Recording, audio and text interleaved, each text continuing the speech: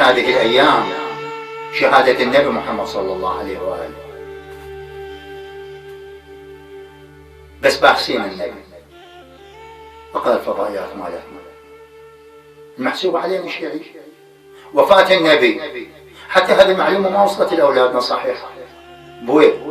إذا قلنا وفاة النبي يعني كذبنا النبي. النبي محمد صلى الله عليه وآله يقول ما مات منا أهل البيت إلا مسموما أو مقتولا. هسه اليوم اللي يموت ميتة طبيعية يعني يموت حتف أنفه هذا يسمى وفاة أو تسمى بالوفاة. أما النبي مات مقتولا مات مسموما يا عمي. ليش نبخس النبي؟ وإذا النبي من أهل البيت فمخصوص بهذا الموضوع. أما إذا من أهل البيت يا من أهل البيت مثلا عائشة حفصة طلحة زبير من هو بكر؟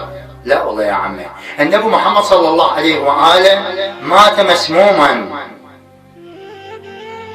وعلى عيد من؟ على عيد اللعينة بنت اللعين عائشة بنت أبي بكر وابن أبي قحافة اليهودية بنت اليهودي دست للسم 40 كاس باللبن. وذاك اليوم ومثل هيك أيام النبي راسه بحجر من بحجر علي بن أبي طالب عليه السلام، وإجته بالكأس الأخير. لكن بذيك اللحظات وهذه الأيام بدت أنامل النبي تسود من شدة السم. لما إجته بالكأس الأخير قال أغربي عني يا عائشة لقد نلت مني اليوم وغدا مفارق. تصوروا أن النبي ما يعلم كان أنه عائشة تدس السم، لكن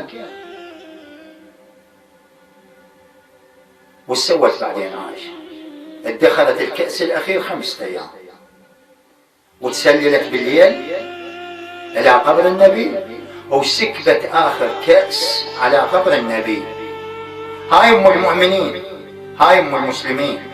يا مسلمين يا عمي يا مؤمنين، المؤمنين والمسلمين اليوم اللي نجاملهم على حساب النبي في لحظة واحدة قتلوا لنا 1700 زهرة قطعوها 1700 شاب متعوب عليهم بدراسة ومتعوب عليهم بمأكل وبمشرب وما كبروهم أهلهم إلا هم قاطعين النفس.